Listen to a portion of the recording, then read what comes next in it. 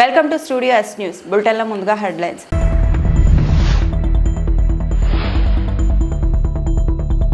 సింధూర్ మొక్క నాటిన ప్రధాని నరేంద్ర మోడీ.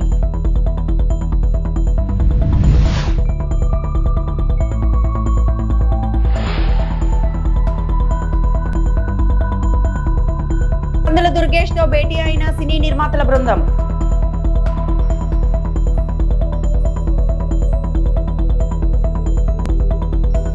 ఢిల్లీలోని బాబా కరక్ సింగ్ మార్లో పార్లమెంటు సభ్యుల కోసం కొత్తగా నిర్మించిన 184 టైప్ 7 బహుళ అంతస్తుల ప్లాట్లను ప్రధాని నరేంద్ర మోడీ సోమవారం ప్రారంభించారు. ఎంపీలకు గృహాల కొరతను తీర్చడం, వారికి ఆధునిక పర్యావరణ అనుకూల నివాసాలను అందించడం లక్ష్యంగా టైప్ 7 బహుళ అంతస్తుల ప్లాట్లను నిర్మించారు. ఎంపీల గృహాల ప్రారంభోత్సవంలో భాగంగా ప్రధానమంత్రి ఆ గృహాల ప్రాంగణంలో ఒక మొక్కను నాటారు. ఈ భవనాల నిర్మాణంలో పాల్గొన్న శ్రమజీవులతో సంభాషించారు.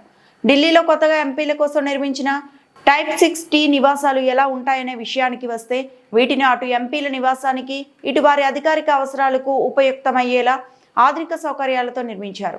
రాజధానిలో పరిమిత భూమి లభ్యత కారణంగా ఈ టైప్ 7 తరహా గృహాలను నిర్మించారు. దీర్ఘకాలిక నిర్వహణ ఖర్చులను తగ్గించేందుకు, వినియోగాన్ని ఆప్టిమైజ్ చేసేందుకు ఈ విధమైన గృహాలను నిర్మించారు. కిరణ్ రిజిజు, మహేష్ శర్मा जी, संसद के सभी सम्मानित सदस्यगण, लोकसभा के महासचिव, देवी और सज्जनों, अभी कुछ ही दिन पहले मैंने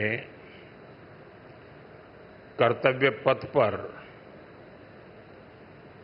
कॉमन सेंट्रल सेक्रेटेरिएट यानी कर्तव्य भवन का लोकार्पण किया है और आज मुझे संसद में अपने सहयोगियों के लिए इस रेजिडेंशियल कॉम्प्लेक्स के उद्घाटन का अवसर मिला है। ये जो 4 टावर्स हैं, उनके नाम भी बहुत सुंदर है। कृष्णा, गोदावरी, कोसी, हुगली, भारत की 4 महान नदियां जो करोड़ों जनों को जीवन देती हैं, अब उनकी प्रेरणा से हमारे जनप्रतिनिधियों के जीवन में भी आनंद की नई धारा बहेगी। कुछ लोगों को परेशानी भी होगी। कोसी नदी देख रखा है नाम, तो उनको कोसी नदी नहीं दिखेगी, उनको बिहार का चुनाव नजर आएगा। तो ऐसे छोटे मन के लोग जो होते हैं, उनकी परेशानियों के बीच भी मैं जरूर कहूंगा कि नदियों के नामों की परंपरा देश की एकता के सूत्र में हमें बांधती है। दिल्ली में हमारे सांसदों का ईज ऑफ लिविंग बढ़े, हमारे सांसदों के लिए दिल्ली में उपलब्ध सरकारी घर की संख्या अब और ज्यादा हो जाएगी। मैं सभी सांसदों को बधाई देता हूं। मैं इन फ्लैट्स के निर्माण से जुड़े सभी इंजीनियर्स और श्रमिक साथियों का भी अभिनंदन करता हूं, जिन्होंने मेहनत और लगन से ये काम पूरा किया है। साथियों, हमारे सांसद साथी जिस नए आवास में प्रवेश करेंगे, अभी मुझे उसका एक सैंपल फ्लैट देखने का मौका मिला। मुझे पुराने सांसद आवासों को ఎన్నికల సంఘానికి వ్యతిరేకంగా పార్లమెంటు నుంచి ఈసీ కార్యాలయం వరకు ప్రతిపక్షాలు తలపెట్టిన నిరసన ర్యాలీని ఢిల్లీ పోలీసులు భగ్నం చేశారు. పరిస్థితి ఉద్రిక్తంగా మారటంతో రాహుల్ గాంధీ, ప్రియాంక గాంధీ సహా ఇతర ఎండీ కూటమి ఎంపీలను పోలీసులు అదుపులోకి తీసుకున్నారు. అంతకుమించి పార్లమెంటు నుంచి బయలుదేరిన ఎంపీలు, పార్టీల కార్యకర్తలను ట్రాన్స్పోర్ట్ భవనం వద్ద పోలీసులు పెద్ద ఎత్తున బారికేడ్లు ఏర్పాటు చేసి నిలువరించారు. దీంతో మల్లికార్జున ఖర్గే, శరద్ పవార్ సహా అఖిలేష్ యాదవ్ అక్కడే బైఠాయించి నిరసన తెలియజేశారు.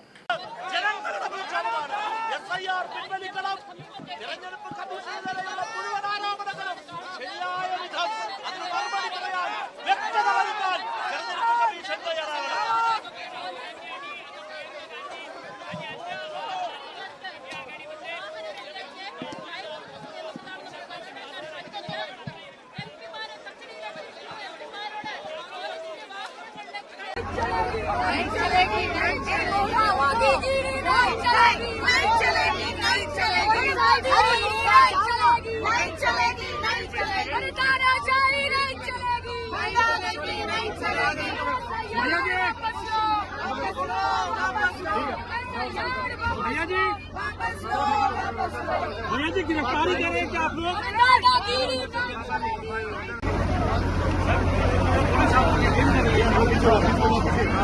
आप लोग गिरफ्तारी देंगे क्या?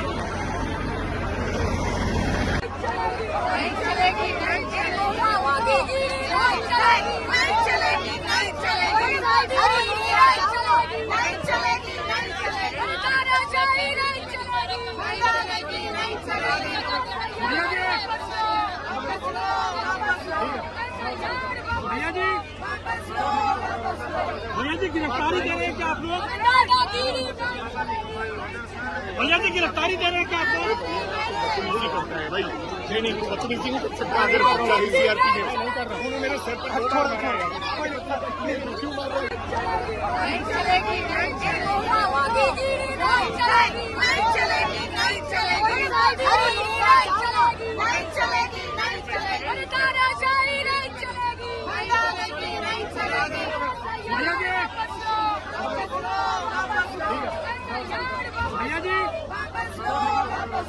भैया जी गिरफ्तारी दे रहे हैं क्या आप लोग? भैया जी गिरफ्तारी दे रहे हैं क्या आप लोग? भाई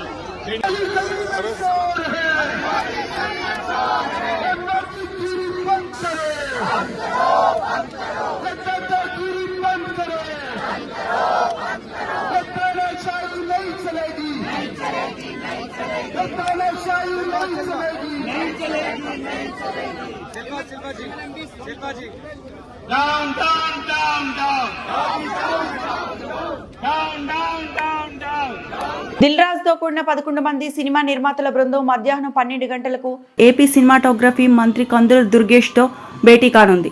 తెలుగు సినిమా ఫెడరేషన్ సమ్మె సమస్యలపై మంత్రితో సభ్యులు చర్చించనున్నారు. సినీ రంగ సమస్యలు పరిష్కరించాలని వినతిపత్రం ఇవ్వనున్నారు. ఇందుకోసం సినీ నిర్మాతల బృందం ఇప్పటికే విజయవాడ చేరుకుంది. ప్రత్యేకంగా అభినందించడం జరిగింది. ముఖ్యంగా ఈ రాష్ట్రంలో పరిశ్రమ అభివృద్ధి చెందడానికి ఏ రకమైనటువంటి అంశాల మీద దృష్టి పెట్టాలనేటువంటి ఆలోచనని వారు చర్చించడం జరిగింది. దాంతోపాటు ప్రధానంగా సినిమా పరిశ్రమకు సంబంధించినటువంటి వివిధ అంశాల మీద 24 క్రాఫ్ట్స్కి సంబంధించినటువంటి అభివృద్ధి మీద ముఖ్యమంత్రి గారితో అదేవిధంగా ఉప ముఖ్యమంత్రి గారితో ఒక సమావేశం ఏర్పాటు చేయాల్సిందిగా వారు కోరడం జరిగింది. దాంట్లో భాగంగానే వారు అనేక అంశాలని సినిమా పరిశ్రమకు సంబంధించినటువంటి కొత్త సినిమాల రిలీజ్ విషయం కానివ్వండి, షూటింగ్ల విషయం కానివ్వండి, అదేవిధంగా ఒక ప్రత్యేకమైనటువంటి పాలసీ తీసుకొచ్చే విషయం కానివ్వండి, వీటి మీద కూడా చర్చించారు. వారితో ఆ విషయాలు మాట్లాడినప్పుడు ఇవన్నీ కూడా మీరు సమగ్రంగా చర్చించి విస్తృతమైనటువంటి మీ వేదిక మీద వాటిని బాగా ఆలోచించి ఒక సమగ్రమైనటువంటి ఆలోచనతో ముందుకు రండి. వచ్చినప్పుడు సీఎం గారితో డిప్యూటీ సీఎం గారితో మీకు సమావేశం సెప్టెంబర్ మొదటి 2 వారాల్లో ఎప్పుడు అవకాశం కుదిరితే అప్పుడు ఏర్పాటు చేస్తామని చెప్పాం. ఆ సమావేశంలో వారు వచ్చి వారితో మాట్లాడి ఆంధ్రప్రదేశ్ రాష్ట్ర ప్రభుత్వం ఏ రకమైన సహకారం వారు ఆశిస్తున్నారో, దాంతోపాటు రాష్ట్రంలో ఏ రకమైనటువంటి అభివృద్ధి జరగాలని వారు కోరుకుంటున్నారు. షూటింగ్లు అయితే ఇప్పటికి బాగా జరుగుతూ ఉన్నాయి. వాటితో పాటు మౌలిక సదుపాయాల కల్పన, స్టూడియోల నిర్మాణం కానివ్వండి, డబ్బింగ్ థియేటర్లు, రీ రికార్డింగ్ థియేటర్లు, రికార్డింగ్ థియేటర్ల నిర్మాణం కానివ్వండి, వీటికి సంబంధించి వారికి ఉన్నటువంటి ఆలోచనల్ని రాష్ట్ర ప్రభుత్వంతో ముఖ్యంగా ముఖ్యమంత్రి గారితో ఉప ముఖ్యమంత్రి గారితో చర్చించడానికి ఒక ప్రాతిపదికగా మొట్టమొదటి మెట్టుగా వారు నన్ను కలవడం జరిగింది. దీని మీద త్వరలోనే ఒక సమావేశం ఏర్పాటు చేసి విస్తృతంగా ఆలోచించి ఒక నిర్ణయానికి రావడం జరుగుతుంది. అదేవిధంగా నంది అవార్డులకు సంబంధించి కూడా ఇప్పటికే ముఖ్యమంత్రి గారు నంది అవార్డుల విషయంలో కానీ నంది నాటకోత్సవాల విషయంలో కానీ ఒక స్పష్టమైనటువంటి వైఖరి తీసుకున్నారు. అదేవిధంగా నంది అవార్డుల విషయంలో ఉప ముఖ్యమంత్రి గారు కూడా చాలా సూచనలు చేశారు. వీటిని దృష్టిలో పెట్టుకుని ఈ సంవత్సరం కూడా మనం నంది అవార్డుల పంపిణీ కార్యక్రమాన్ని ఏర్పాటు చేయాలనేటువంటి ఆలోచన చేస్తా ఉన్నాం. దాన్ని ఏ రకంగా చేయాలనేటువంటి దాని మీద 2-3 ప్రత్యామ్నాయాలు ఉన్నాయి. దాన్ని కూడా ఒక విస్తృతంగా ఆలోచించి ఒక నిర్ణయానికి రావడం జరుగుతుంది. దీని మీద వారిని కూడా ఆలోచించుకుని రమ్మని చెప్పాం. ముఖ్యమంత్రి గారిని ఉప ముఖ్యమంత్రి గారిని కలిసినప్పుడు ఆ విషయం మీద కూడా ఆలోచిద్దాం అనేటువంటి మాట ఒక నిర్ణయానికి రావడం జరిగింది. వారితో మేము చెప్పింది ఏంటంటే ఒక 2-3 ప్రతిపాదనలు మా ముందుకు వచ్చాయి. ఆ వచ్చినటువంటి ప్రతిపాదనలను దృష్టిలో పెట్టుకుని మీరు కూడా నిర్మాతల మండలిలో కానీ ఇతరతర వేదికల మీద కానీ పూర్తిగా ఆలోచించుకుని నంది నాటకోత్సవాలు నంది అవార్డులు అనేటువంటిది ఇవ్వడం ఎలాగా చేస్తూ ఉంటుంది కాబట్టి రాష్ట్ర ప్రభుత్వం ఏ రకంగా చేస్తే మీకు పరిశ్రమ అభివృద్ధి ఉపయోగపడుతుందో ఆలోచనతో రమ్మని చెప్పాం. వారు నెక్స్ట్ మీటింగ్లో మాట్లాడేటప్పుడు ఆ విషయాన్ని సమగ్రంగా ఆలోచన వస్తున్నారు. దాన్ని బట్టి మేము ముందుకెళ్తాం. తెలుగు సినిమా అనేది అటు తెలంగాణకైనా ఇటు ఆంధ్రప్రదేశ్కైనా ఒకటే. ఎక్కడైనా ఉత్తమ చిత్రంగానే నిలబడుతుంది కనుక 2 రాష్ట్రాలు కలిసి చేయాలా లేకపోతే విడివిడిగా చేయాలనేటువంటి అంశం మీద నిర్మాతలు భిన్న అభిప్రాయాలు తెలియజేశారు. వాటన్నిటిని కూడా ముఖ్యమంత్రి గారు ఉప ముఖ్యమంత్రి గారి దృష్టికి తీసుకెళ్తా ఉన్నాం. వారి ఆలోచనలు తీసుకుని దాని ప్రకారం ముందుకెళ్ళడానికి ఒక ఆలోచన. శ్రీకాళహస్తిలో ప్రజా సమస్యల పరిష్కార వేదిక కార్యక్రమాన్ని ఎమ్మెల్యే బొజ్జల సుధీర్ రెడ్డి తిరుపతి కలెక్టర్ వెంకటేశ్వర్ ఆధ్వర్యంలో నిర్వహించారు. పలువురు భూ సమస్యలు ఇతర సమస్యలు పరిష్కారం చేయాలని పెద్ద ఎత్తున అర్జీలు సమర్పించారు. ఆయా సమస్యల పరిష్కారానికి ఎమ్మెల్యే కలెక్టర్ హామీ ఇచ్చి నిర్దిష్ట సమయం లోపల సమస్య పరిష్కరించాలంటూ సంబంధిత అధికారులకు ఆదేశాలు ఇచ్చారు. ఈ కార్యక్రమంలో తెలుగుదేశం పట్టణ అధ్యక్షులు విజయ్ కుమార్, చెంచయ్య నాయుడు, మునిరాజు, కాసారం రమేష్, దుర్గా ప్రసాద్, వినయ్, బాలాజీ, కాదర్ బాషా, బుజ్జి, ఢిల్లీ షాకిర్ తదితరులు పాల్గొన్నారు. పెట్టమని లాస్ట్ టైం సలహా ఇచ్చారు. మనం ఏదైతే అన్నదాత సుఖీభావ కార్యక్రమం చేసినప్పుడు నియోజకవర్గంలో సమస్యలు రెవెన్యూ సమస్యలు చాలా అధికంగా ఉన్నాయి. రెవెన్యూ సమస్యలతో పాటు ఇరిగేషన్, అగ్రికల్చర్, అదేవిధంగా ప్రైమరీ సెక్టార్లో సమస్యలు, అదేవిధంగా ఇండస్ట్రీస్లో ఉన్నటువంటి సమస్యలు కూడా చాలా చెప్పుకొచ్చారు. సో ఆయన సూచనల మేరకు మనం ఒక సపరేట్ డే నియోజకవర్గానికి కేటాయించడం జరుగుతుంది. సో దాంట్లో భాగంగానే ఈరోజు ఈ పీజీఆర్స్ ఇక్కడ ప్రత్యేకంగా పెట్టడం జరిగింది. గౌరవ ఎమ్మెల్యే గారికి ఇంకోటి చెప్పదలుచుకుంది ఏంటంటే మనం కేవలం ఈ ఒక్కరోజు అన్నట్టు కాకుండా నా సజెషన్ వచ్చే మంత్లో కూడా ఫాలో అప్ పీజీఆర్ఎస్ దీనికే పెట్టుకుంటే సో దట్ మనము ఏదైతే ఈరోజు రిసీవ్ చేసుకుంటామో అట్లీస్ట్ 4 to 6 వీక్స్ తర్వాత maybe end of September last week అట్లా పెట్టుకుంటే వీళ్ళు ఎంతవరకు పరిష్కారం చేస్తారు ఇచ్చిన వాటికి అనేది కూడా ఆ రోజు మనకు తెలిసి వస్తుంది. ఎందుకంటే ఎమ్మెల్యే గారు టుడే మనకు ఇచ్చిన వెంటనే కొన్ని ఇక్కడ పరిష్కారం చేయగలిగి ఉన్నప్పటికీ max 2 to 3 weeks time. So అవి జరిగిన తర్వాత మళ్ళీ సెప్టెంబర్లో ఒకసారి maybe after that before December ఒక మాపప్ సెషన్లో పెట్టుకుంటే 3 కాన్స్టిట్యుయెన్సీ లెవెల్ విచ్ ఆల్ 100% కాకపోయినా even if you're able to resolve 50 to 60% of the issues that way big thing.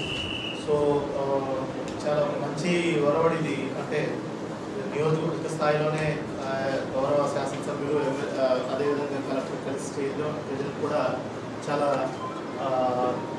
మనము ప్రజల వద్దకే వచ్చి చేస్తున్నట్టు ఉంటుంది. బట్ దీన్ని అధికారులు సీరియస్గా తీసుకోవాలి. That is the most important thing. మళ్ళీ క్యాజువల్గా ఏదో వచ్చింది అప్లోడ్ చేసాం అయిపోయింది అంటున్నట్టు కాకుండా ఇన్ఫ్యాక్ట్ ఇది మీకే హెల్ప్ అవుతుంది.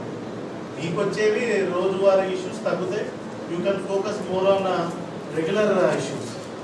కలెక్టర్ గారు అడిగిన వెంటనే 11th రోజు టైం ఇచ్చి అక్కడికక్కడే డిసైడ్ చేసుకొని వారు ఇమీడియట్గా 11th వస్తారు. పాపం మళ్ళీ నిన్న మనం ఫాలోఅప్ చేసుకొని 11th మనం పెడతామా లేదా ఎన్ని గంటలు పెడతామని వారే ఫోన్ చేసి మాట్లాడడం అనేది వాళ్ళకున్న పని మీద ఉన్న చిత్తశుద్ధి ఏ రకంగా ఉన్న కలెక్టర్ గారికి I really appreciate sir. Very thanks, very kind of you come to Kalahasti. ఇది ఒక కొత్త వరవడి. మనం కూడా ఏంటంటే ఇంత ముందర సీఎం గారు పెట్టారు, పాతకాలంలో ప్రజల వద్ద పాలన అని చెప్పి ఇటు రామారావు గారు పెట్టారు. ఇప్పుడు ఏంటంటే we will get governance to the common public. అప్పుడు ఏమవుతుందంటే అండి ఇప్పుడు కలెక్టర్ గారికి దగ్గర మాట తిరగాలని ఇబ్బంది పడతాం. అది కాకుండా ఇమీడియట్ గా ఇక్కడ ఉన్నారు కాబట్టి most of the problems at least 100 ప్రాబ్లంలో 30 ప్రాబ్లమ్స్ సాల్వ్ అయినా సరే మీకు కూడా బట్టలు తగ్గుతుంది. యాజ్ ఎమ్మెల్యే నాకు కూడా బట్టలు తగ్గుతుంది. ఇది కొంతమంది కూడా రెస్పాండ్ అయ్యారు. So we're happy sir. Will get started sir. I don't want to waste our time. Thank you everybody for year. అన్ని డిపార్ట్మెంట్లు వచ్చిన్నారు, వారందరూ కూడా ధన్యవాదాలు. దయచేసి ఈ రోజు అయిపోయింది అనుకోవద్దండి. నేను ప్రతి నెల పెడతా. దీని ఫాలో అప్ మాత్రం చాలా విగ్రెస్గా ఉంటుంది. ఎందుకంటే అన్ని కూడా డేటాలో కరెక్ట్ చేస్తా ఉన్నాను, ఆన్లైన్లో పెడతా ఉన్నాను. ఇవి ఎన్ని పనులు అవుతాయంటే కూడా రిక్వెస్ట్ చేశారు sir. I requested all the MROs to do one thing from now onwards. కంపల్సరీగా ఎవరన్నా పని కాడికి వస్తే దాన్ని టైం బౌండ్ రాయమన్నా సార్. 1 month పడుతుందా, 2 months పడుతుందా, అసలు పని కాదా, ఎందుకు కాదు చెప్పి పంపించండి. ఇంత టైం పడుతుంది రాస్తే రోజు వచ్చే పనులు అవుతుంది పేదవాడికి. సో ఇంకంటే టైం బౌండ్ అని రాయండి. ఒక టైం బౌండ్ మీ పరిధిలో కాకపోతే కలెక్టర్ గారి పరిధి కాలేదా, లేకపోతే జేసీ పరిధి కాలేదా, ఆర్టీఓ గారి పరిధిలో కాలేదా, ఎన్నో కలిసి కాదు. దాన్ని బట్టి మనం ఎక్సెస్ చేసుకొని వాళ్ళకి చెడ్డ పేరు ఉంటుంది, మనకి చెడ్డ పేరు ఉంటుంది. Thank you very much.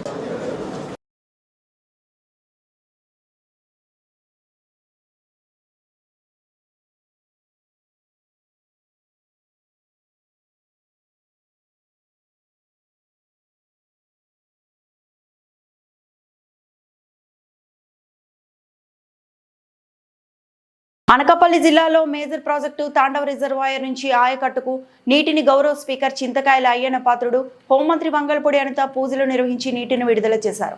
అనంతరం జలహారతి కార్యక్రమం నిర్వహించారు. గౌరవ స్పీకర్ చింతకాయల అయ్యన్న పాత్రుడు మాట్లాడుతూ నర్సీపట్నం, పాయకరావుపేట, కాకినాడ జిల్లా ప్రాంతాలకు తాండవ ప్రాజెక్టు ద్వారా పంటలకు నీరు అందుతుంది. గత ప్రభుత్వ కాలంలో తాండవను నిర్లక్ష్యం చేశారు. 7 లక్షల రూపాయలతో గేట్లు మరమ్మతు చేయలేకపోయారని విమర్శించారు. ఈసారి వర్షపు నీటిని పూర్తి స్థాయిలో వినియోగించుకోవాలి. తాండవ జలాశయం ద్వారా సుమారు 51,465 ఎకరాలకు సాగునీరు అందుతుంది. ఇందులో అనకాపల్లి జిల్లాలో 32,689 ఎకరాలకు, కాకినాడ జిల్లాలో 18,776 ఎకరాలకు నీరు సరఫరా అవుతుంది. హోంశాఖ మంత్రి అనిత ద్వారా 2.10 కోట్ల విపత్తు నివారణ నిధితో 18 అభివృద్ధి పనులు చేపట్టారు. అదనంగా 4.20 కోట్లతో 57 పనులు మంజూరై ఇప్పటి వరకు 30 పనులు పూర్తయ్యాయి.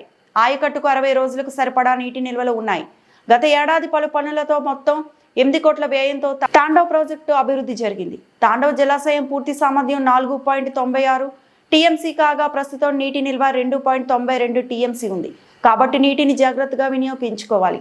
నాతవరం నుండి తాండవ జలాశయం వరకు సుమారు 8 కోట్లతో రోడ్లు, భవనాల శాఖ ద్వారా త్వరలో రోడ్లు నిర్మాణం చేపడతామని అన్నారు. హోంమంత్రి వంగలపూడి అనిత మాట్లాడుతూ తాండవ ఆయకట్టుపై వేలాది మంది రైతులు ఆధారపడ్డారు. తాండవ రిజర్వాయర్ నీటి విడుదల కార్యక్రమంలో పాల్గొనడం నాకు అదృష్టం. గత ప్రభుత్వంలో తాండవ రిజర్వాయర్ ను పట్టించుకోలేదు. నేను 14 నుంచి 19 వరకు ఎమ్మెల్యే ఉండేటప్పుడు కూడా నేను ఇటువైపు రాలేదు. కానీ ఈ రోజు మీతో పాటు రావడం నిజంగా ఒక మంచి అనుభూతి ఇది. ఎందుకంటే వస్తున్న ప్రతి చోట చెప్తున్నారు అనమాట, పలానా టైంలో కట్టారమ్మా ఇది. అక్కడ నుంచి కూడా మేము మెయింటైన్ చేసుకొని వస్తున్నాం. తర్వాత ఇక్కడ R&R ప్యాకేజ్ కూడా కొంచెం కూడా ఇక్కడ నియర్ బై ఉన్న కాలనీస్ కి ఏర్పాటు చేయడం, ఇవన్నీ ఒక ఎత్తు అయితే ఒక ప్రాజెక్ట్ ని కట్టిన తర్వాత ప్రాజెక్ట్ ని మెయింటైన్ చేయడం అనేది చాలా ఇంపార్టెంట్. లాస్ట్ 5 సంవత్సరాలు అది కంప్లీట్ గా క్లోజ్ అయిపోయింది. కనీసం ఇందాక గౌరవ స్పీకర్ గారు చెప్తున్నారు, ఆ గేట్లు కూడా తుప్పు పట్టిపోయి పైకి వచ్చే పరిస్థితులు లేక, ఆ బోల్ట్లు కూడా లేక చాలా ఇబ్బందులు పడే సందర్భం మనం అందరం కూడా చూసాం. ఈ మళ్ళా మన గవర్నమెంట్ వచ్చిన తర్వాత ప్రత్యేకంగా ఇరిగేషన్ మీద దృష్టి పెట్టడం జరిగింది. ఇరిగేషన్ మీద దృష్టి పెట్టడమే కాదు, కేవలం ఇలాంటి ఎక్కడెక్కడైతే గేట్లు పాడైపోయిన గేట్లు ఉన్నాయి, లేకపోతే తుప్పు పట్టిపోయిన గేట్లు ఉన్నాయి, వ్యవసాయ ఆధారిత కాలువలు ఎక్కడున్నాయి, వాళ్ళకి సంబంధించి రిజర్వాయర్లు ఎక్కడున్నాయి, ఇవన్నీ కూడా ఒక క్రానలాజికల్ గా తీసుకొని ఒక పక్క ఇరిగేషన్ డిపార్ట్మెంట్ తో పాటు SDRMF మన డిజాస్టర్ మేనేజ్మెంట్ కూడా దీంట్లో పాలు పంచుకొని ఈ రోజు మన డిజాస్టర్ మేనేజ్మెంట్ నుంచి దగ్గర 2 కోట్ల రూపాయలు. పోలవరం నిర్వాసితులకు పునరావాసం కల్పించడంపై నారా చంద్రబాబు నాయుడు కూటమి ప్రభుత్వం నిర్లక్ష్యంగా వ్యవహరిస్తోంది. నిర్వాసితుల కోసం 16,170 ఇళ్లను నిర్మించాల్సి ఉండగా 14 నెలల్లో పునరావాసం కల్పించడానికి ఒక్క ఇల్లు కూడా కట్టలేదు. నిర్వాసితులకు పునరావాసం కల్పనే లక్ష్యంగా కేంద్రం 14 నెలల్లో 5,052.71 కోట్లు ఇచ్చిన కమిషన్లు రావనే నెపంతోనే పునరావాసం కల్పనపై కూటమి పెద్దలు దృష్టి పెట్టడం లేదు. పుత్తా శివశంకర్ రెడ్డి, వైఎస్ఆర్సీపీ అధికార ప్రతినిధి. ఆంధ్రప్రదేశ్ ప్రజల జీవనాడి పోలవరం. ఈ పోలవరం ప్రాజెక్టుని, అదేవిధంగా పోలవరం ప్రాజెక్టుల కింద ఉన్నటువంటి నిరావసిత ప్రాంతాలను కూడాను కూటమి ప్రభుత్వం వచ్చిన తర్వాత తీవ్ర అన్యాయం చేస్తా ఉంది. ఎందుకంటే ఈ 14 నెలల కాలంలో కూటమి ప్రభుత్వము కనీసము ఒక్కటంటే ఒక్క పునరావాసన సంబంధించిన ఇల్లు కూడా కన్స్ట్రక్షన్ చేయలేదు. దానికి సంబంధించింది మొత్తం అంతా కూడాను 45.72 మీటర్ల ఎత్తు అయితే 1,06,000 మంది పునరావాసం కల్పించాలి. ఈ యొక్క కూటమి ప్రభుత్వం వచ్చాక కాంప్రమైజ్ అయి రాజీ పడి 41.15 మీటర్ల ఎత్తుకే తగ్గించింది. దానివల్ల 196 టీఎంసీలు నిల్వ ఉండే ప్రాంతాన్ని 115 టీఎంసీలకే కుచించుకుపోయింది. సో అది పక్కన పెడితే ఈ పునరావాస కేంద్రాల్లో కూడాను ఈ యొక్క 41.15 మీటర్ల ఎత్తు కడితే ఈ ప్రాజెక్టు నీటి నిల్వను ఉంచుకోవడానికి అక్కడ ఉన్నటువంటి 38,060 ఇళ్లని పునరావాసం కల్పించి వీళ్ళందరినీ ఖాళీ చేసేసి వాళ్ళకి మినిమం పునరావాస ఖర్చు అదేవిధంగా ట్రాన్స్పోర్ట్ ఖర్చు ఇచ్చి యాజ్ పర్ ప్యాకేజ్ ప్రకారం ఇవ్వాలి. కానీ గత వైఎస్ఆర్ కాంగ్రెస్ ప్రభుత్వంలో జగన్ గారు ఈ యొక్క దీన్ని యుద్ధ ప్రాతిపదికన తీసుకొని 15,911 ఇళ్లను కన్స్ట్రక్షన్ పూర్తి చేశాడు. పూర్తి చేయడమే కాకుండా దాదాపు 12,797 మంది కుటుంబాలని ఆ ఇళ్లలోకి ఆ యొక్క పునరావాస ప్యాకేజీ ప్రకారము 6,50,000 ఒక్కొక్క కుటుంబానికి అదేవిధంగా 50,000 రూపాయలు ట్రాన్స్పోర్ట్ ఛార్జెస్ ఇచ్చేసేసి 12,797 ఇళ్లను అక్కడికి పంపించారు. అది పోను 3,114 ఇళ్లు రెడీగా ఉన్నాయి. ఆ 3,114 ఇళ్లకు కూడాను కేవలం 6.5 లక్షల ప్యాకేజీది 50,000 ట్రాన్స్పోర్ట్ ఇస్తే వీళ్ళని కూడా అక్కడికి పంపించవచ్చు. కానీ ఈ యొక్క కూటమి ప్రభుత్వము 14 నెలల్లో కేంద్రం నుంచి కేంద్ర జలశక్తి శాఖ సంబంధించినటువంటి వాళ్ళ నుంచి 5,052.71 కోట్ల రూపాయలు మన ఆంధ్రప్రదేశ్ కి పోలవరానికి ఎక్స్క్లూజివ్ గా పునరావాసానికే వాడుకోవాలి అని కండిషన్ బేస్డ్ గా రిలీజ్ చేసినా కూడా ఈ అమౌంట్ ని దాదాపు 2,135.35 కోట్లని నెల్లూరు నగరం ఇస్కాన్ సెంటర్లోని ఆర్ఎన్ఆర్ ఇంటర్ కాలేజ్లో మొదటి సంవత్సరం ఇంటర్ చదువుతున్న విద్యార్థిని అనుమానాస్పద మృతి. వివరాల్లోకి వెళ్తే తిరుపతి జిల్లా సత్యవేడు మండలం రాజంపాలెంకు చెందిన హేమశ్రీ తన బిడ్డను కాలేజీ యాజమాన్యమే చంపేసిందని విద్యార్థిని తల్లిదండ్రుల ఆరోపణలు. విద్యార్థిని తల్లిదండ్రులు రావడంతో కాలేజీ వదిలి పారిపోయిన యాజమాన్యం. విద్యార్థిని మరణం తెలుసుకుని పెద్ద ఎత్తున విద్యార్థిని తల్లిదండ్రులు బంధువులు కాలేజీ ముందు నిరసన.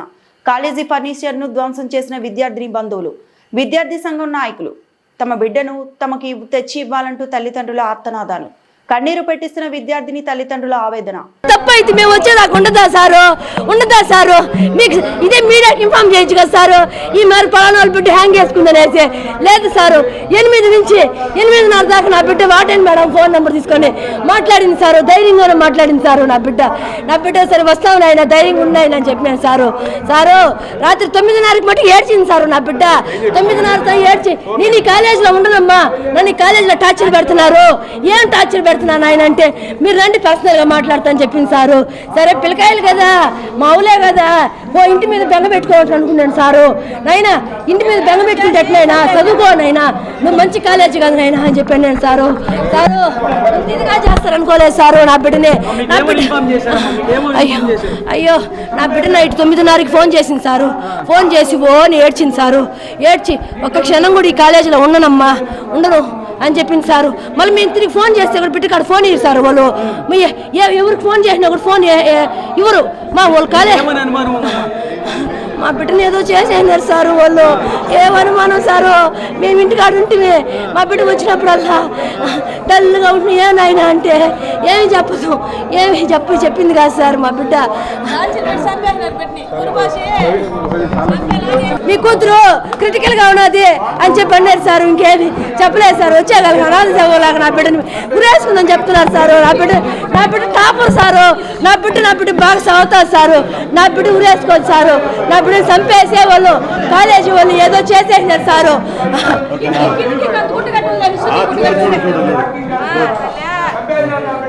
గీతా మేడం అనేసి ఆ మేడం మీద నాకు డౌట్.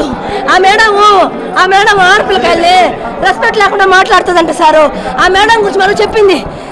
ఆ మేడం గురించి మటుకు ఎట్టంటే మాట్లాడుతుందమ్మా మేడం. అర్థం చేసుకోదమ్మా వాళ్ళు అర్థం చేసుకోరు మమ్మల్ని చెప్పేది అనేసి నన్ను టార్చర్ చేస్తున్నారు, మీరు రండి అని చెప్పింది సారు. 8 గంటలప్పుడు ఫోన్ చేసి నా బిడ్డ బాగా మాట్లాడింది. అప్పుడు మాట్లాడి అప్పుడు లాస్ట్ పెట్టేటప్పుడు ఏడుస్తా పెట్టింది. మీరు రండి అంటే వస్తున్నావు నాయన అని చెప్పినాను. సారు వస్తా అమ్మ, భయపడబాక, నీకు ఎలాంటి ప్రాబ్లం ఉండే సార్ వాళ్ళతో మాట్లాడతాను, నువ్వు దేనికి భయపడబాక నాయన, నిన్ను ఎవరేమన్నారంటే ఎవరేమనలేదా నిందే కానీ ఎవరేం చేసినారు నాకు చెప్పలేదు సారు, దాపెట్టేసింది సార్ నా బిడ్డ. అయ్యో వాళ్ళ ఆయనకి హాస్పిటల్లో అనాసేవలా కేసేస్తున్నారు సారు. 8 నుంచి 8:30 దాకా మాట్లాడింది. వార్డెన్ మేడం కూడా మాట్లాడింది. ఏం మేడం అంటే ఏం లేదు, ఇంటి మీద బెంగ పెట్టుకొని ఏడుస్తుంది మీ పాప, మీరేం వరి అవ్వబాకండి, మేము చూసుకుంటామని చూసేసి చంపేసినారు సారు. ఈరోజు వేదాయపాలెం పోలీస్ స్టేషన్ లిమిట్స్లో వనంతోపు దగ్గర RNR ఇంగ్లీష్ మీడియం స్కూల్లో ఈ అమ్మాయి చనిపోయింది, వాళ్ళ పేరెంట్స్ వచ్చారని నాకు 4th టౌన్ సిబ్బంది పోలీసు ఫోన్ చేస్తే మేము ఇక్కడికి వచ్చాము.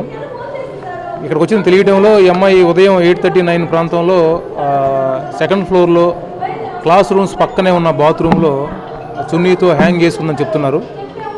తర్వాత వీళ్ళు సిబ్బంది. ఈ వార్తలు ఇంతటితో సమాప్తం.